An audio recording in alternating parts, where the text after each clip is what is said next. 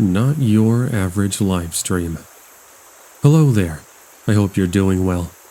As for me, things have gotten better, albeit I can be quite paranoid at times. You see, for the past couple of weeks, I've been watching your scary stories videos, and I came across the topic of the deep web. Honestly, I had no idea it was such a big thing. I thought the creepy experience I had with the deep web was just a me thing. A wrong place at the wrong time series of events that has led me to having to get some help. More than anything, I wanted to act as a reminder. Most of the stories you hear about the deep web, well, they are true. At least the dark web part. So if you're curious about checking it out yourself, I wouldn't really recommend it, unless you know what you're getting yourself into. Now, I really want you to feel like you were there with me, so I apologize if this story is a bit long, but I don't want to miss any details. This was back around the summer of 2016. I want to say it was in July, I believe. I had nothing to do on this cooler than average evening, and so I called up my friend, who in this story we're going to call Robert. Hey man, what are you up to? Got anything planned? Nah, dude, I'm just chilling and playing some video games. Wanna come over? We can order a pizza. I figured it was better than falling asleep to the sounds of crickets. So I get in my car, and I make the 20-minute drive over to his apartment.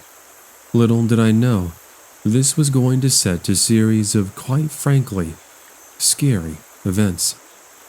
So we do order a pizza, and we play some video games, and after a while, my friend brings up the topic of the deep web. Hey, wanna watch some scary videos? I know of some websites you've probably never heard of. We head over to his computer, which he had completely built himself, and he loads up a program I'd never heard of before. Obviously, I know now that it's called Tor, but to me, it was completely foreign. So, what search engine is this? I've never heard of it.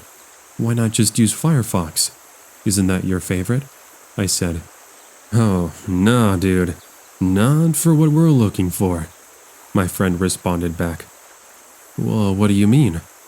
You've never heard about deep web browsing? No, I don't even know what that is. Care to explain? I'll save you the details, but he pretty much gave me a 3-minute spark notes covering what the deep web was, what you could find, and even the things you could order. I got excited and I couldn't wait to see what he wanted to show me. We both loved scary movies, so when he says this was unlike the definition of scary that I knew, I was calling out his bluff. First thing I remember was him copying and pasting a link he had in a Word document. It took us to a video sharing website. Think of it like Vimeo, but really watered down. He showed me some videos, kind of like the ones you can find on LiveLeak. Most of them were jump scares with few scenes depicting some creepy acts. After 10 or so minutes, we moved on to another page that featured a live stream. This live stream featured a chat box and the option to donate money. While all you could see in the video feed was an empty room with a chair and table in the middle, we watched as the people in the chat room, which consisted of about 20 people, talk about what they wanted to see be done. It soon became apparent, however, they wanted things done to a person due to everything they were describing. It's too gruesome to explain on here, but after a bit, I remember telling my friend, "Hey dude, this stuff can't be real. Are they really talking about ending someone?" It started to become apparent what we were watching. It was an actual stream of a possible maniac wanting to do some very terrible things. It was actually starting to become a little too much for Robert and I. But what really set the scene was when finally somebody enters the frame. It's a man in a ski mask. The person then walked up to the camera and looks to the left. It's as if he was reading the chat room. After a minute, it appeared as if he clicks on a button because you can finally hear audio. It was quite faint, but when my friend turned up the volume, you were able to hear the sounds of weeping. The man yelled at the person out of frame to be quiet, but this only causes the sobbing to get worse. I remember looking at my friend, and I say, "Dude, this isn't real. Please tell me this is some sort of creepy college project." "Nah, man, it's not. Even I didn't see this before. Last time I was here, it was just some guy in a mask talking nonsense." I could hear the nervousness in his voice. It's now we should have just closed the program, and we should have saved ourselves from what we were about to experience, but we kept watching out of curiosity as the chat room lit up with comments. After another couple of minutes, the man spoke up. Wow, I see someone donated quite a lot of money. So, face rearrangement it is. Fine, if that's what you want me to do, then we'll do just that. He walks out of the frame, and then we hear yelling. The man then begins bringing somebody into frame, but just before we can see or hear anything, the feed goes dark. This angers everybody in the chat room, as they began wondering why they couldn't see what was happening. We too were curious as to the fate of this person on the other end. The whole time, we were contemplating and calling the police, but what could they have done, to be honest? We sat there at a loss of words, and after 5 minutes of comments, the feed lights up. It was the man in the mask, and now in his hands, he's got the glasses of the man that he brought onto screen. Also, we can see some dark reddish liquid dripping off the glasses, and some of it on the man's t-shirt. Now, as for the screaming, it was gone. I apologize to everyone. It looks like we had a camera malfunction on our end. I really wish you could have seen and heard the screams, but now it's no fun if he's silent. I'll get somebody else really soon, and I'll show you the mess afterwards. That was enough for Robert and I. Before the creepy man could show us what they had done, my friend closes the browser, and we spend the next few minutes looking at each other in absolute shock. Though we didn't actually see what took place, it didn't take a genius to realize what the man on the other end had done. When the person in the chat room who sent the money said they wanted face rearrangement, we knew, quite frankly, what they meant. After that, we both had nightmares for months, and we decided never again to explore the dark web, nor to return to see if he would actually show what he had done. A mysterious delivery. Seeing as there's such a fascination with the deep web, I decided to check it out one day in 2015. If you're wondering how to get on it, I'm not going to tell you, because I'd rather you avoid any problems that come with being a curious cat. Just so we get one thing straight, I wasn't really looking for anything that could get me into any trouble. I just wanted to see if I could find some sort of secret documents, kind of like I was a spy, or even a ninja in one of those James Bond movies. I searched for about 30 minutes, and I came across the typical websites, even the sites that claimed to have hitmen, and even though they looked legitimate, I didn't want to mess with them. I did find one website that was sort of like pay-per-view.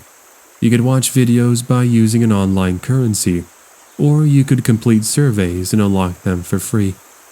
I had nothing else to do, so I went ahead and clicked on one of these. Naturally, I didn't actually put my information, so I started making some up. Unfortunately, when submitting the information, it kept telling me such an address didn't exist. How funny, because I didn't know surveys were that picky. This was when I decided to put the address of my old home, not really taking into consideration how dangerous this was. For some context, a family friend actually were the ones who purchased the old house after we sold it to them 2 years ago. Oh, and as for the survey, it pretty much was like the kind you'd find on the regular web. At the end of the 3-minute survey, I finally was able to watch a video titled House of Screams. Sadly, it was really dumb, and even though the screams were kinda creepy, that's all it was. Somebody was walking inside an abandoned home and screams were being heard. I thought maybe something would have popped out, or the cameraman would have caught some creepy person, but I was left in disappointment. Fast forward approximately 1 month, I was talking to the daughter, who's a friend of mine, and the family we sold the house to, and we're just catching up. Soon the conversation of strange events happening at that house was brought up. Apparently they had been noticing a van drive down their street very slowly. It was unmarked, with the windows all darkened out. Also, there was one night herself, her mom and dad were returning from dinner.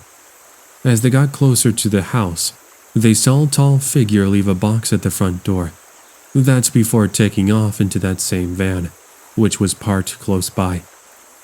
Well, she goes on to say her family called the police because they found the activity and the box suspicious. Inside the box, police found a bunch of old photographs that looked to be taken from the late 1800s. There was also a teddy bear inside the box. What was inside the teddy bear? A bunch of used needles, of course. Now, what's really weird was after that box was left, they stopped showing up. I don't know what the purpose of leaving the box was for, and whether it had to do with me putting the address on the deep web. Something tells me they might be connected, because no other person in the neighborhood, or even the city, said something like that happened to them. Update. My friend called me a couple of weeks ago, saying they found the guy. They were caught on their home camera, which they installed as a response to what happened previously. As it turned out, he had a connection with leaving mysterious packages at homes, and he was even using the deep web to get people's information. Hey there friends, it's the Creepy Fox here. Just really quickly before we get on with the video, I just wanted to let you all know that in case you didn't know, I'm currently organizing a charity for St. Jude. We're trying to raise money and funds to help find cures for both common and rare diseases. Now, if this is something that you're interested in, you want to go ahead and help us out, check right below the video player.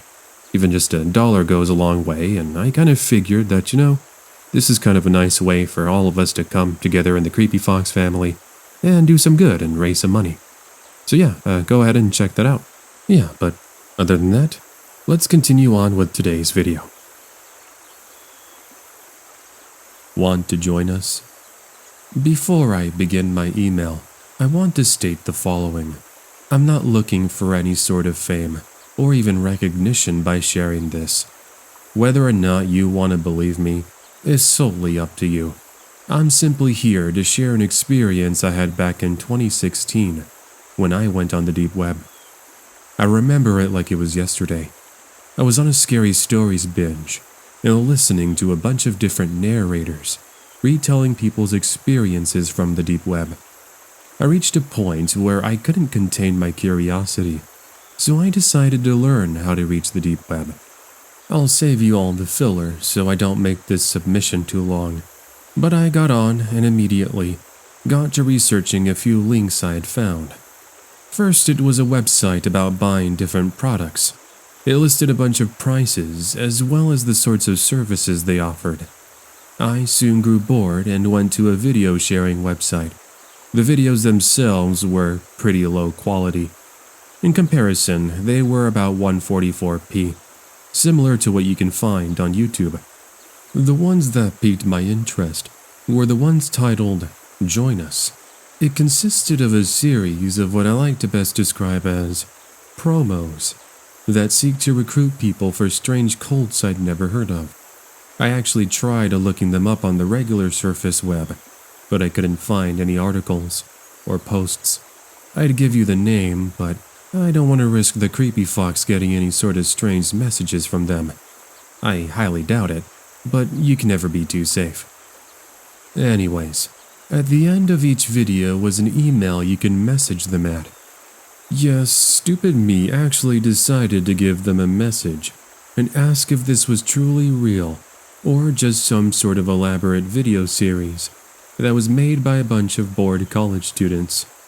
To my surprise, I got an automated email almost instantly advising me I would soon be connected with a so-called recruiter. I waited, and about 15 minutes later, I get a response. They tell me about the process of joining, including the information I would need to reply back with in order to be part of their so-called society. Now, let's face it, I wasn't really going to give them my personal information. So to mess with them, I made up some random information and sent that in, telling them to have a nice day. I never received a response back. Fast forward a few nights later, and I was having trouble sleeping. I blamed it on the date I had a few hours ago that saw me drinking some pretty strong espresso alongside my girlfriend.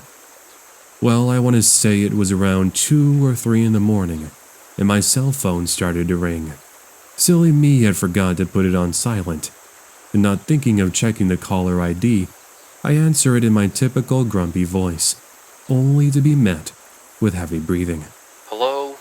Who is this? If you're not going to say anything, then don't call me again. I responded back. They ended up hanging up. Whatever, I thought. Must have been a wrong number.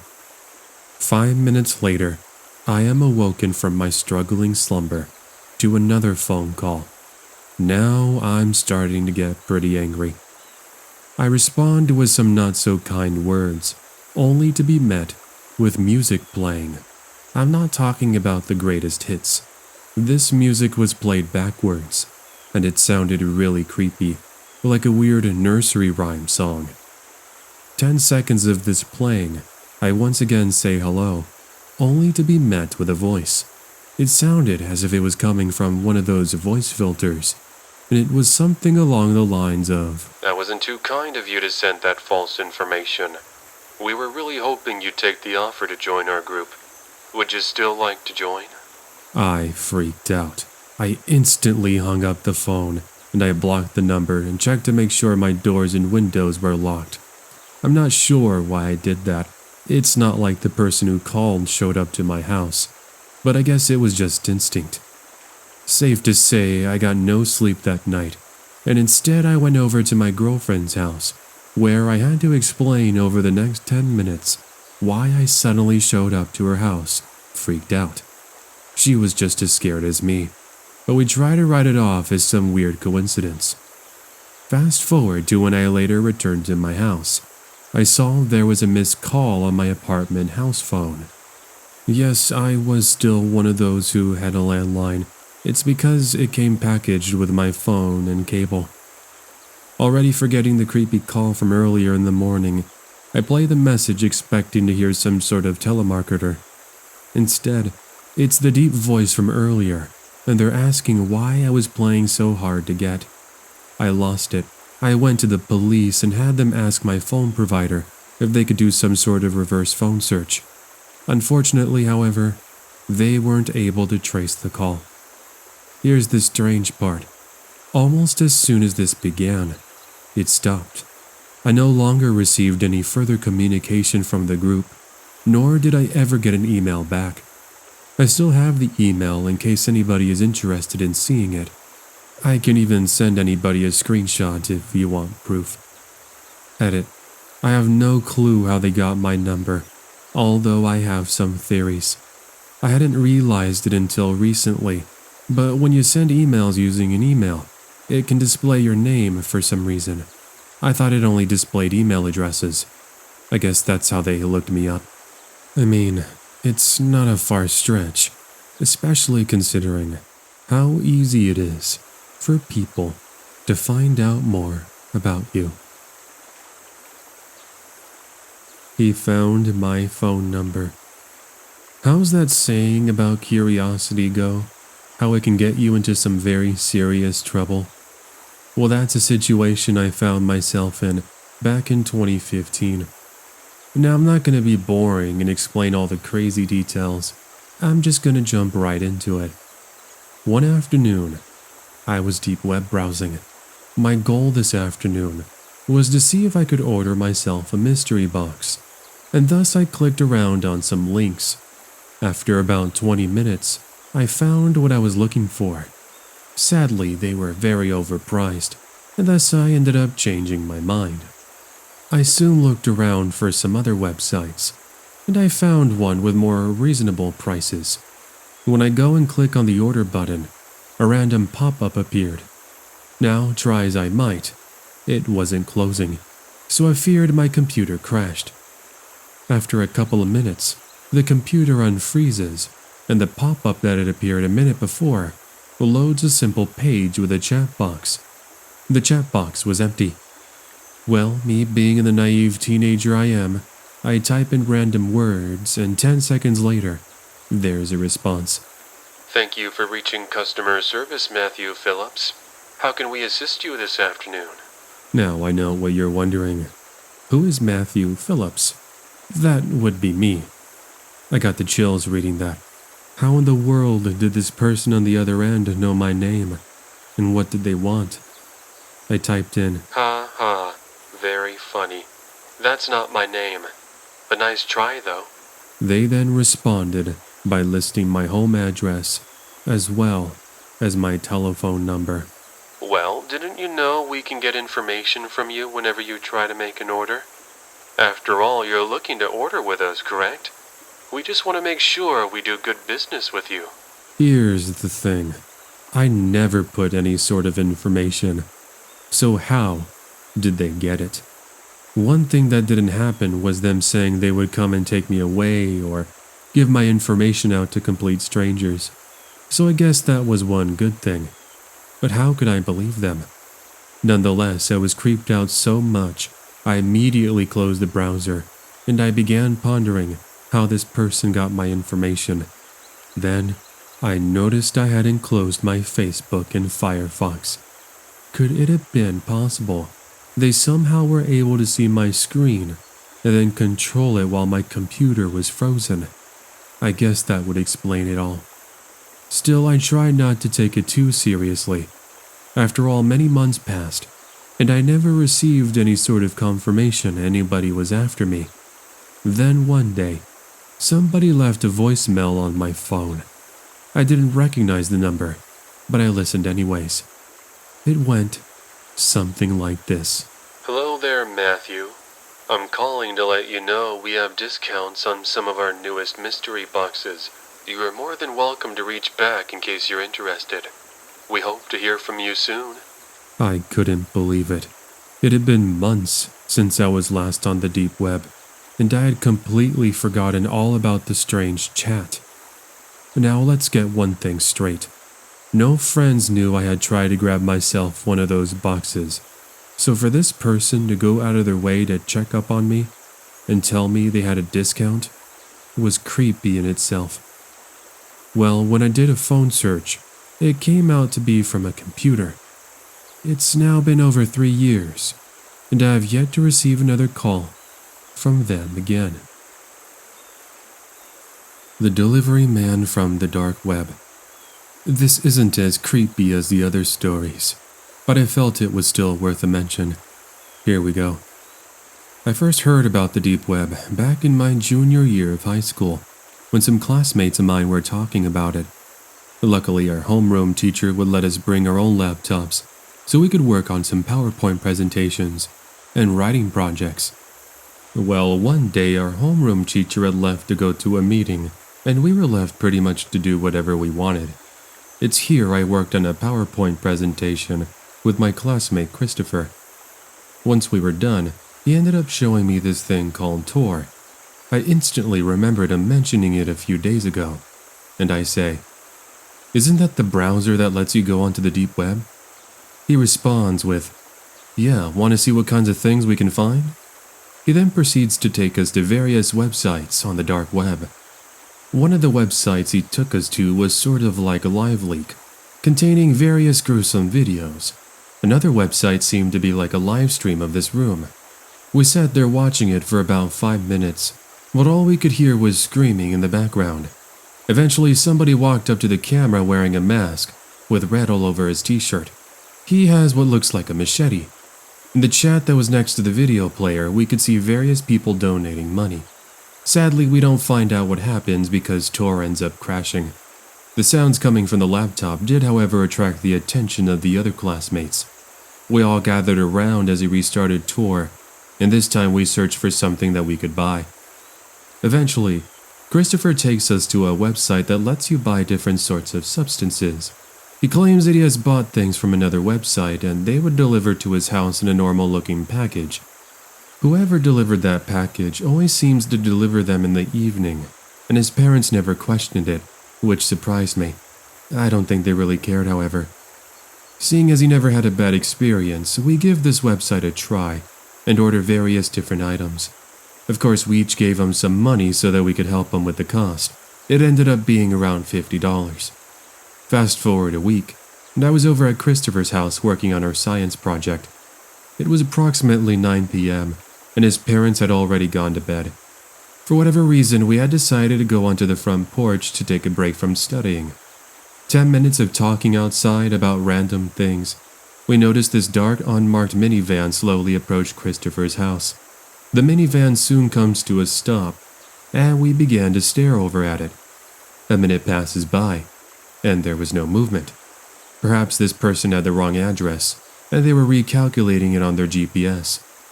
Another few minutes go by, and still nothing. Just as we're about to head inside, the passenger's door opens, and we watch a man in a hoodie step out. He has a bandana over his mouth.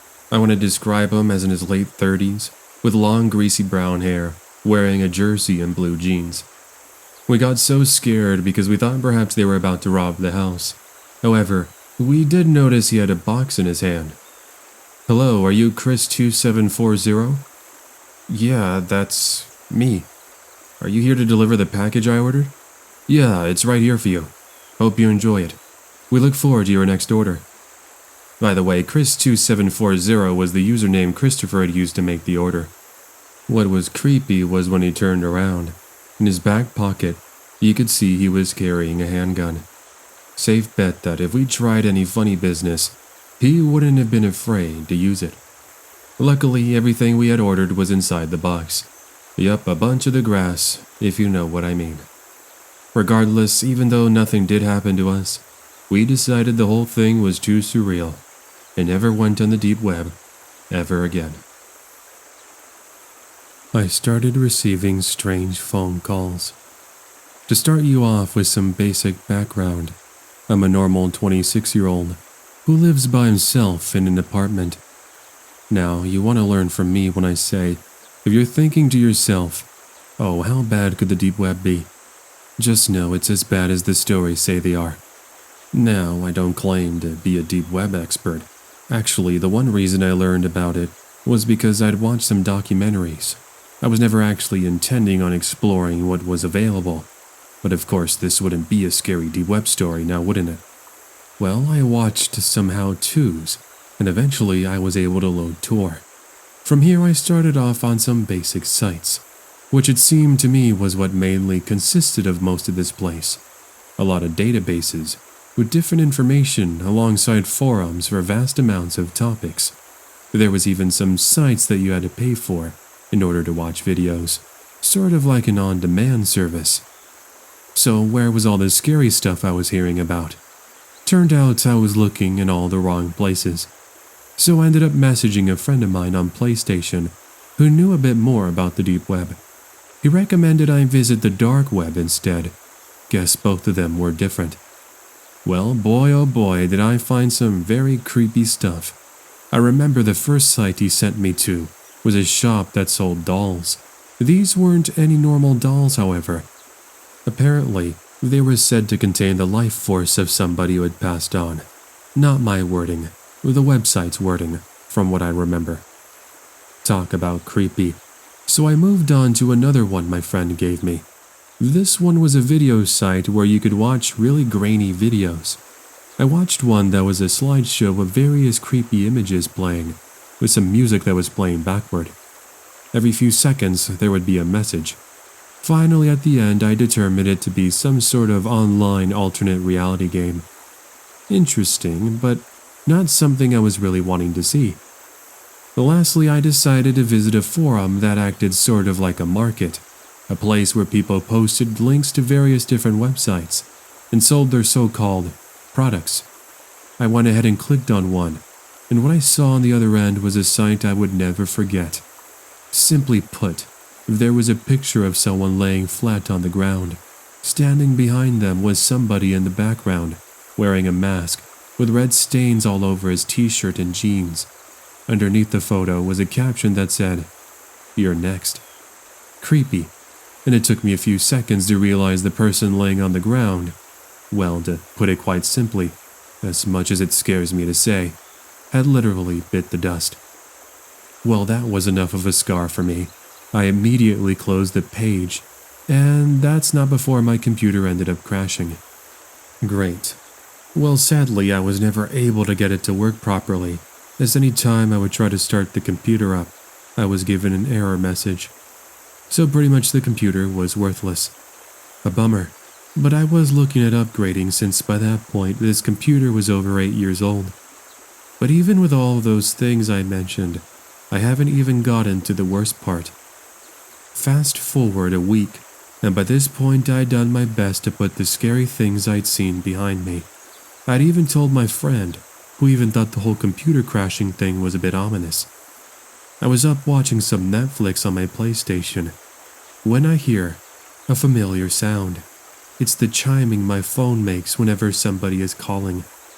Here's the thing, it's past 3 a.m. Why would any family or friend be calling at this hour? Regardless, I ignore it, thinking perhaps some dumb telemarketer was trying to sell me a magazine. Give it another 2 minutes. The phone rings again. Annoyed, I pause the movie I was watching, and I head on over. As expected, it wasn't a family member, nor a friend. It was from an unknown number. Annoyed, I pick it up, and I say, "Look, buddy, you've got some nerve calling this late. You need to knock it off and call back another time." What I hear on the other end was super creepy. At first, there was nothing but heavy breathing, and then music, but something was off about it. It sounded as if it was playing backward. To make things worse, I recognized it. I kid you not, but it sounded just like the creepy background music I had heard on one of those videos I watched on the deep web. I immediately ended the call, but they called me back a third time. Again, I answered, and the person on the other end, who spoke with some sort of deep voice filter, literally says my entire full name. I froze. Who was this person, and how did they know my name? Better yet, how did they get my number, and how did they know to play the same music? These were questions that were going on 100 miles in my head as I tried to comprehend the madness. The call ended with a laugh, before finally, the person on the other end says, "I can't wait to speak with you again."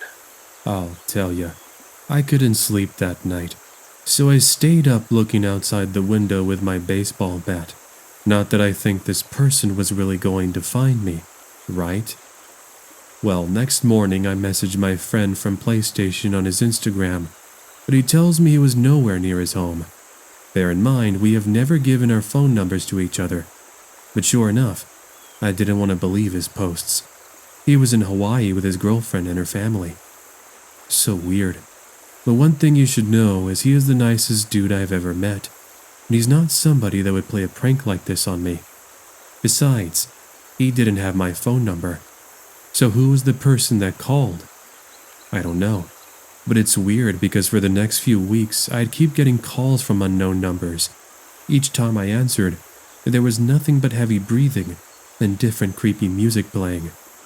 Eventually, I moved back home with my parents, and I changed my number entirely, and the activity seemed to have just stopped, just like that. I don't know what else to tell you. Should I feel better knowing I haven't heard anything in months? Or should I maybe tell the police? Then again, would they believe me? Some serious answers would be really appreciated. I know this is a weird way to look for help, but I'm kind of lost here. Burning it all down. The deep web. What is there to say about it? Well, one thing is for sure. There are a lot of so-called experiences out there that claim this or that. Though most of it is true, a lot of people like to embellish their experiences, to the point where you know it's fiction. What I'm going to be retelling you about, however, is what I experienced with the deep web. Let me just give you a fair warning, however. If any of you out there are thinking about using it, just don't. Yes, there are some things you can find that aren't that bad, but it's when you're on the dark web when things really take a turn for the worse. It's there you can find things like hitmen, substances, weapons, pictures of, well, bodies, the non-living of course, and much worse. Now, for privacy reasons, I won't reveal my exact location, but I will say I was living in Europe. To start, I shall take you back to late 2015. It was summer vacation, and I, being the bored college student I was, I'd spent most of my time in my small town house. I think that's what you guys call it over in the States. Anyways, it's here I'd play video games, eat snacks, and listen to narrators read stories. After listening to hours upon hours of scary stories, I became interested in a certain topic, the deep web. I had heard about the name on Reddit, but I never really looked more into it. It's funny, I thought it was a website with some sort of forum, but how wrong I was. After a few days of watching videos and reading articles, I decided to take a dive into the deep web. I got Tor and I began my adventure with some links I'd seen on Reddit. They were pretty boring. Documents, webmail, magazines, and video-on-demand services is what made up most of my afternoon search. Talk about underwhelming. The next day, I did some more searching and found some sites for weapons and drugs. Finally, some more interesting things, I thought. However, what really started everything was when I was trying to access a forum on a website. It had really gruesome videos, but there was also a chat box in which you can talk to people. In total, it showed roughly 26 people. I remember making a quick account with a random name and started with a hello. That was followed by me typing, "Man, we are some really messed up people if we're watching these sort of things, aren't we?" The chat went silent for approximately 2 minutes. As I was looking at some more videos, I noticed that somebody responded back. "We don't much take kindly to strangers like you." Another user typed out and said, "Dumb kid.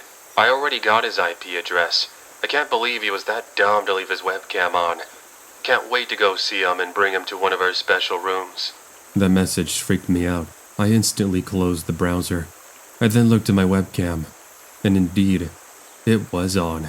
I'd made the dumb mistake of forgetting to close Skype. See, I was talking to my girlfriend an hour or so before I decided to go on the deep web. Anyways, I thought the comments were just a coincidence. I mean, no way someone can actually find you from just comments and having your webcam on, right? Well, fast forward a week and I'd come back from spending time at my girlfriend's house. I was about to enter my home when one of my neighbors, who in this story we'll call Madeline, ends up stopping me and saying, "Hey man, where were you this past week?" "Oh, I was over at my girlfriend's house." "Why, what's up?" "There was some man that was looking for you the other night. It was close to midnight. It was really weird. He looked like a burglar or something. He was tall and was wearing dirty clothing, almost looked homeless. Also, he wouldn't take his hands out of his pocket. I seriously thought the dude had a weapon on him. Anyways, I told him he needed to leave, otherwise I was calling police. Seems he got the hint, however, since my 2 pit bulls were on the verge of wanting to tackle him down." Well, that was weird. I sure didn't know anybody with that sort of detail. Also, if somebody was looking for me, they would have my number, right? Regardless, I enter my house, and I notice there's a note at the door on the ground. Seems somebody must have slipped it in while I was away. I go to open it thinking it's just an advertisement for the local pizza shop, but instead I'm surprised with the following message. It simply states, "Found you." At that moment, I was confused. Found who exactly? Me?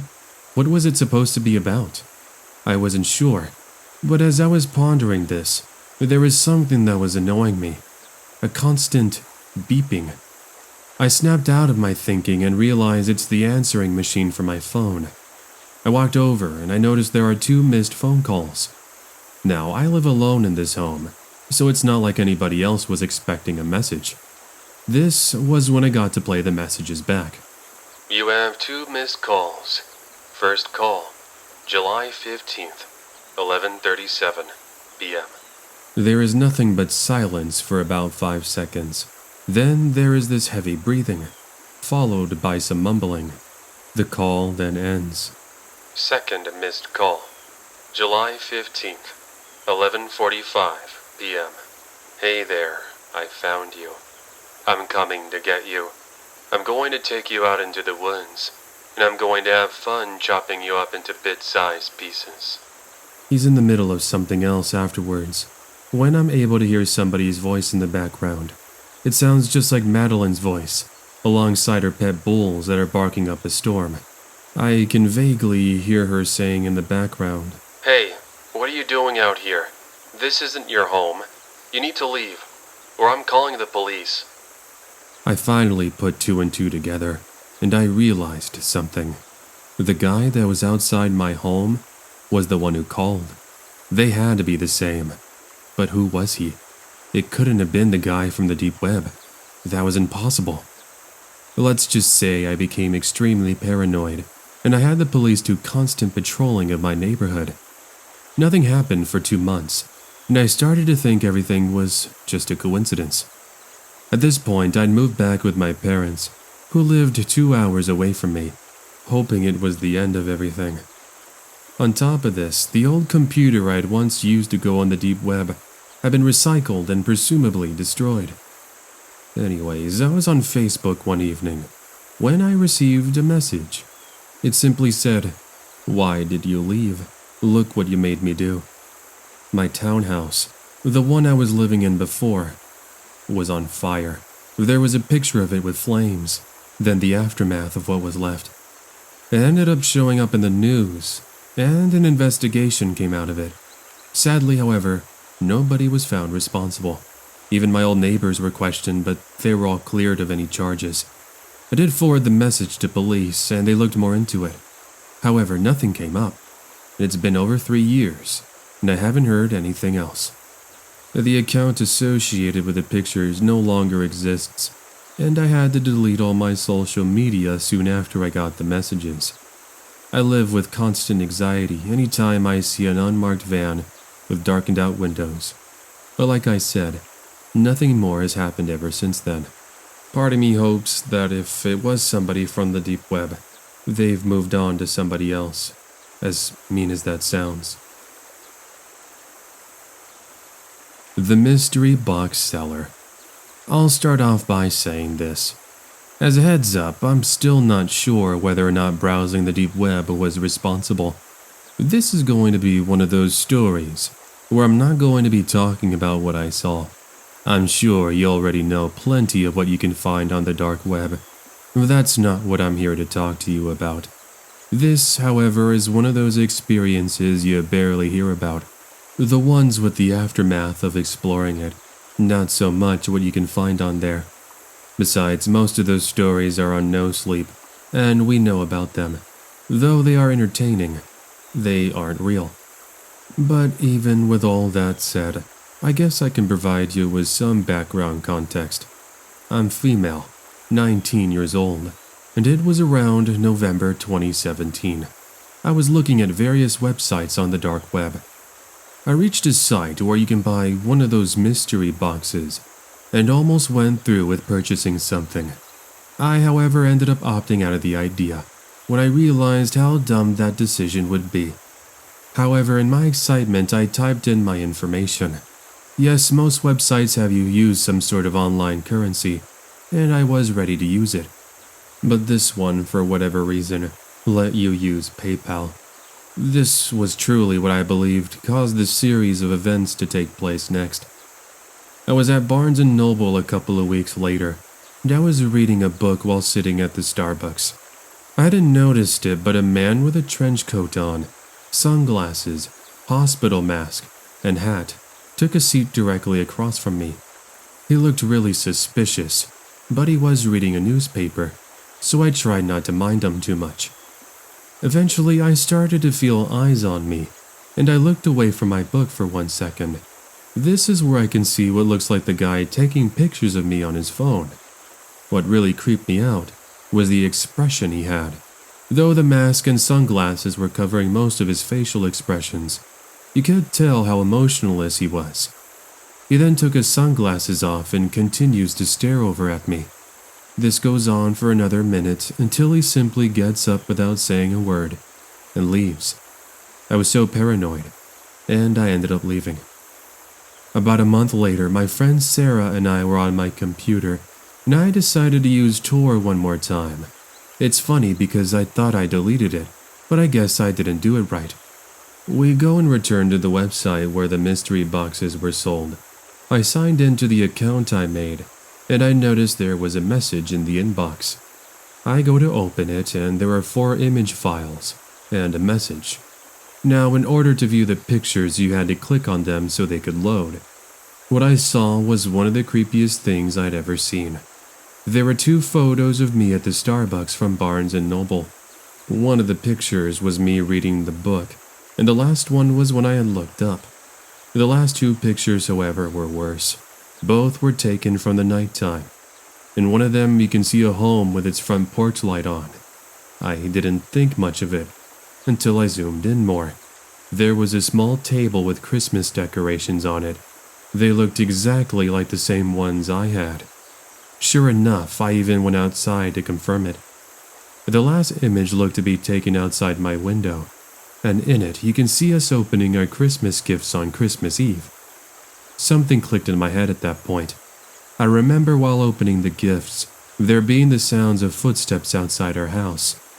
When my dad went to check it out, we saw an unmarked van pull out of our driveway and ride off into the night. Now, as for the message, it said, "You still want your mystery box, am I right? I went to visit you a couple of times just to make sure it was you. Feel free to message me, and I can get you something really nice." I was petrified. I messaged him back, saying that if he ever showed up in my life again, I would call the authorities. As surprised as all of you are, all the activity seemed to stop. I haven't seen any suspicious activity around my house, and I've since stopped using the deep web.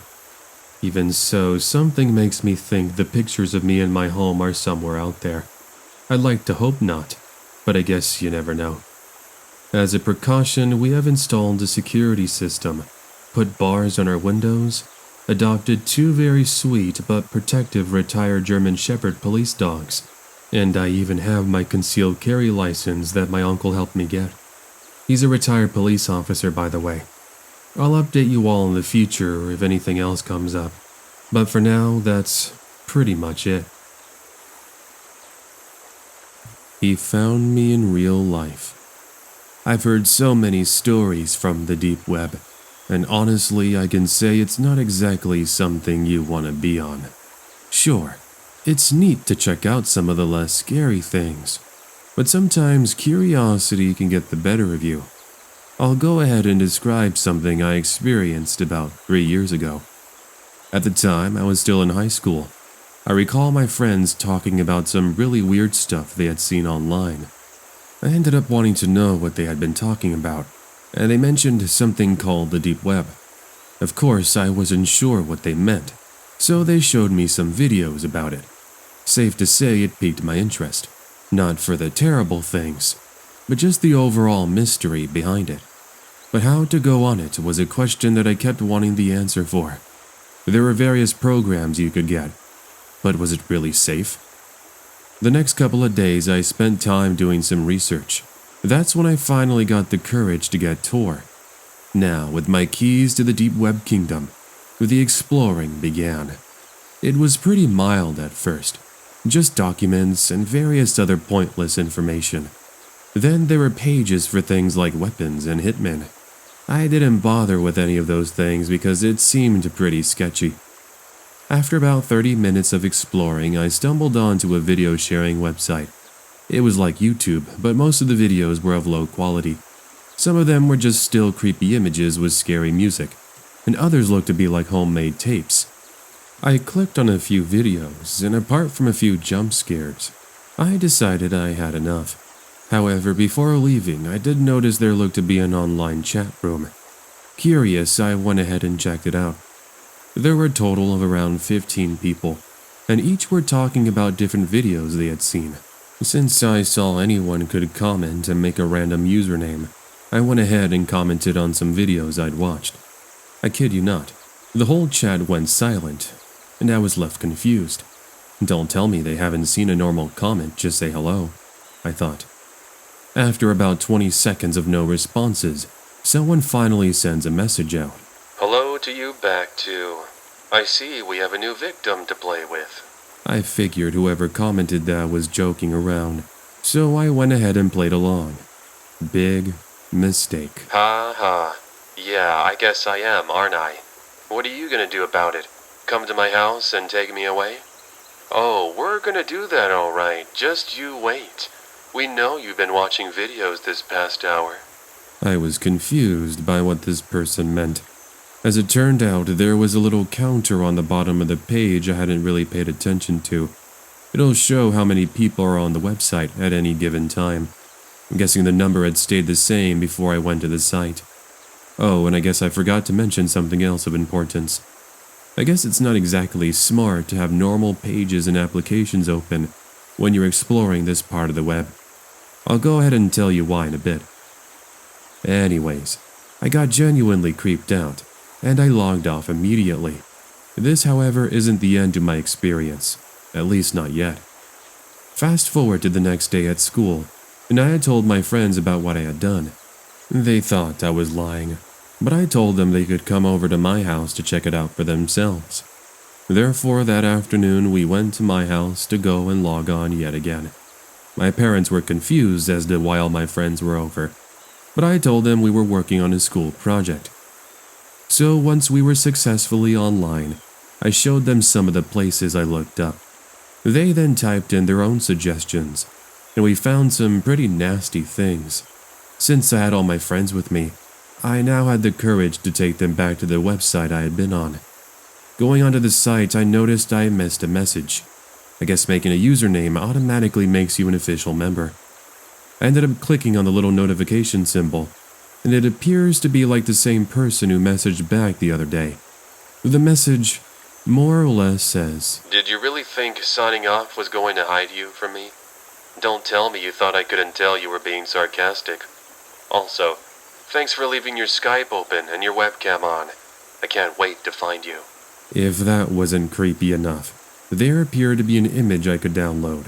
I was scared to open it, but my friend suggested I do it anyways. Against any logic, we went ahead and clicked on it.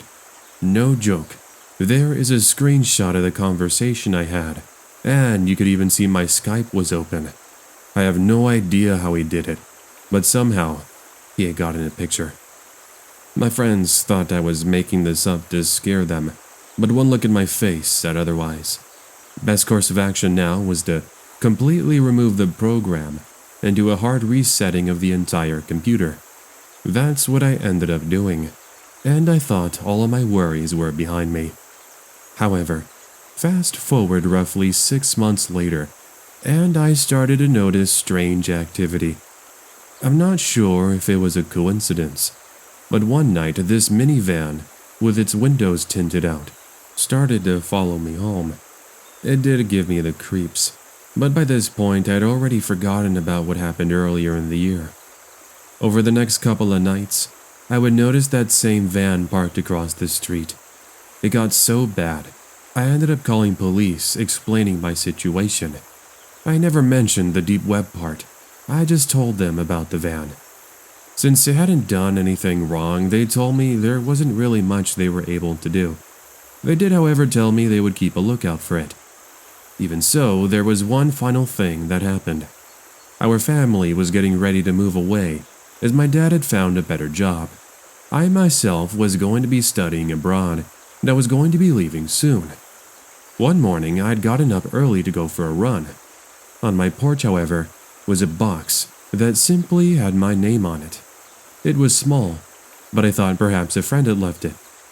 Inside, I will never forget what I found. There was a picture of my house, along with pictures of me taken from a distance. Whether it be at home or at the park, they surely creeped me out. If that wasn't enough, there was a letter. It simply said, "See? I told you I'd find out where you lived. But why did you have to call the cops? You ruined our fun. You're lucky. I'm feeling nice today, so I'm going to let you go. But don't ever mess around with me, or our chat room, ever again." You bet I accepted that warning without giving it another question. I did, however, now show all of this to the police, but ultimately nothing came up. I no longer had any of the logs on my computer, as I had to reset it. Also, I'm not sure how he found out where I lived. One thing is for sure, however, I know I'm never using the deep web ever again. My friend from the deep web. I could really use your advice with this one. I gained nothing from making this up, and I'm honestly still scared. Please understand that due to my retelling of this, I'm going to have to keep myself and my location anonymous. Now let me begin. Some time ago, I ended up moving out from home and attending community college. I'm female, by the way, and I was 19. Anyways, my parents ended up helping me get a small apartment. Luckily, I was able to help pay it off with a job where I worked at a nearby Ralph's. My first spring semester there was pretty uneventful, and I would spend most of my free time going on the now non-existent Club Penguin. Silly, I know, but there is a point to all of this. Just give me a moment. Over time, I started getting to know the different users, and I really connected with one person in particular. It's been almost 3 years, and I already forgot the username, but it was something like Diamonds Are Unbreakable. And yes, I did just make a JoJo reference. Okay, I digress. The point is, we ended up adding each other on Instagram after talking for almost 2 months. He didn't have any pictures of himself.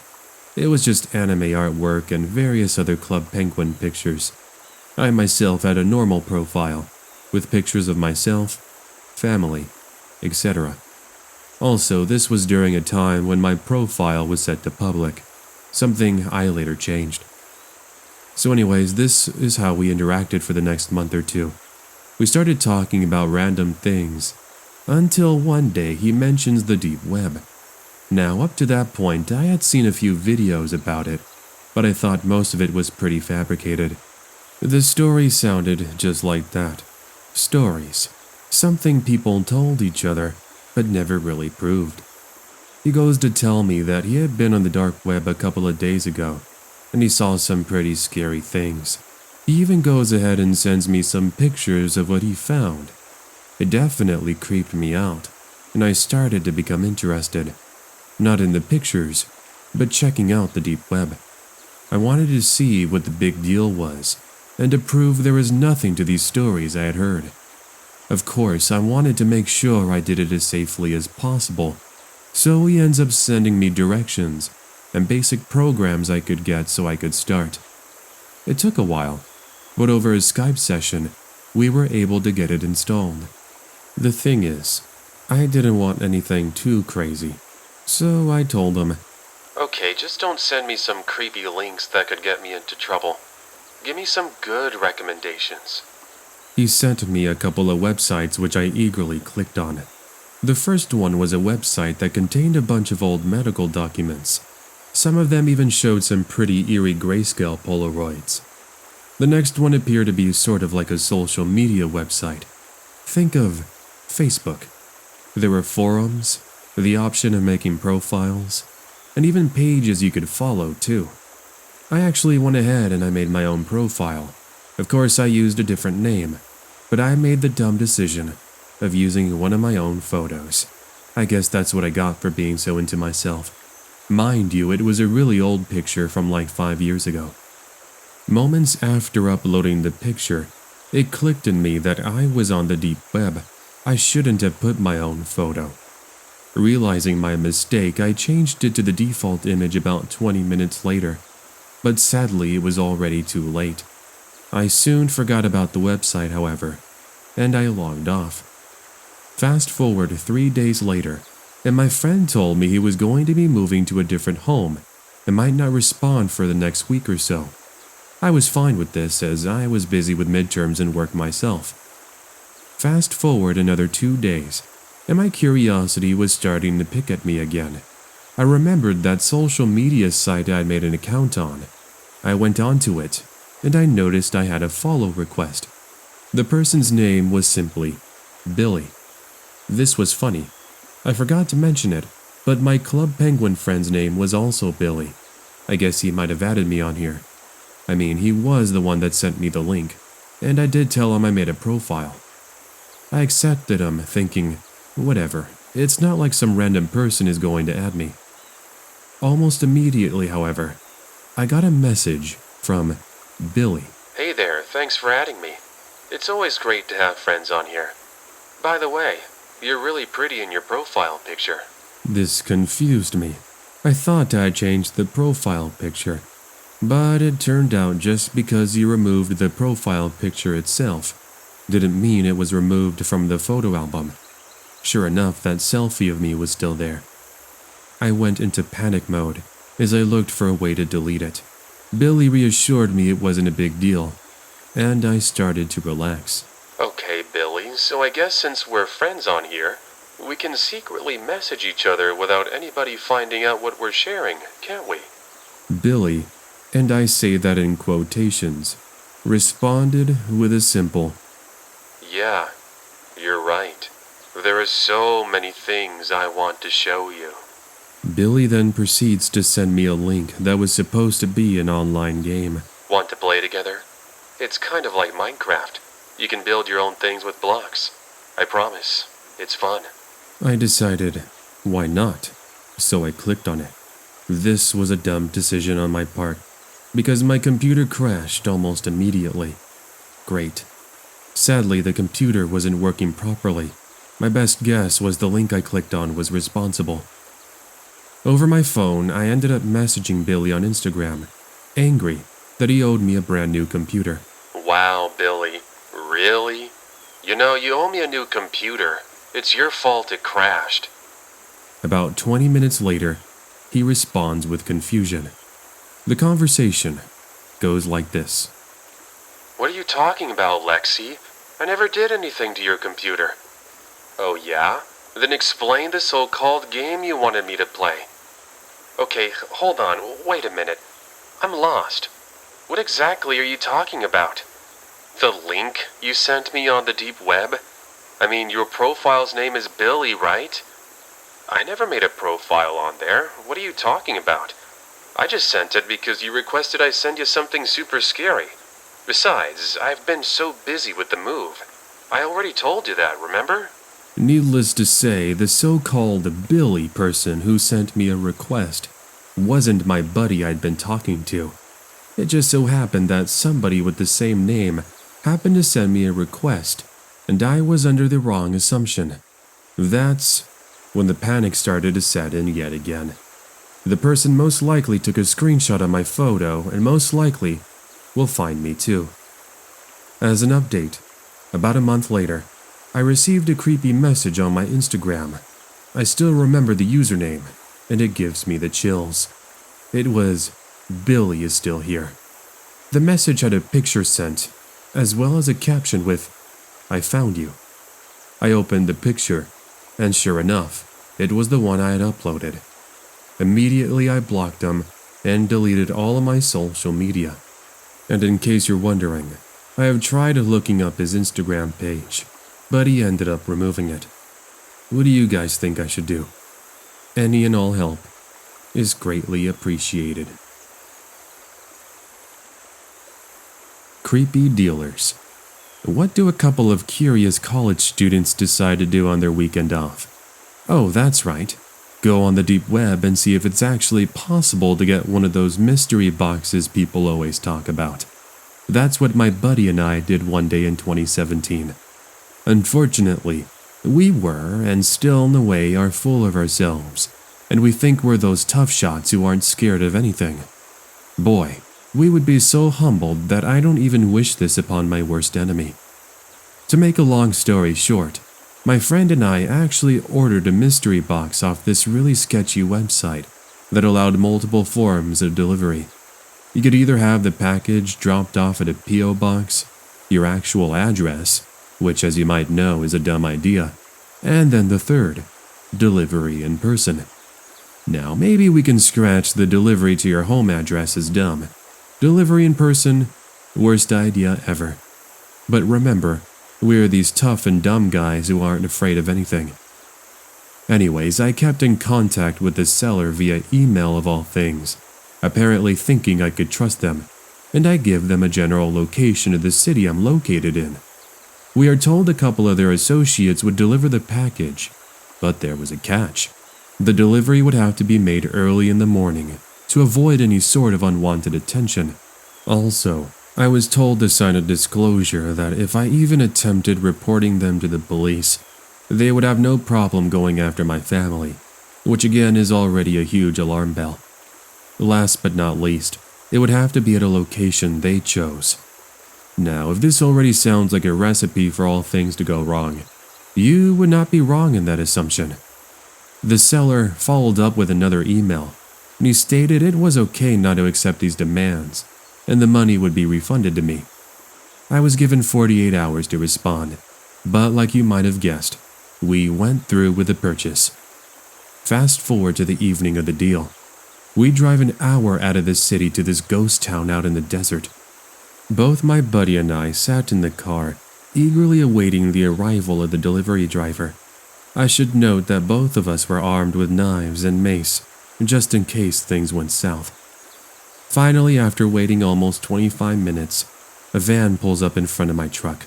No kidding, 5 men armed with ARs jump out of the back seat, and they begin to approach our vehicle. One thing was obvious. We hadn't signed up for anything like this. We floored it out of there, never looking back. Fast forward about an hour later, I got an email from the seller asking why we drove away from the delivery. Both my friend and I were astonished as we didn't realize that was part of the deal. The seller tells me that if we didn't pay a penalty fee for wasting their time, there would be serious trouble for the both of us. Considering the fact they went to such crazy means to make the delivery, we don't question them any further. Unfortunately, they got my friend and I for an extra $1,000 in fees, but it was worth it to ensure we were safe. Which update, we have never gone on the deep web again, nor have we had any contact with that seller.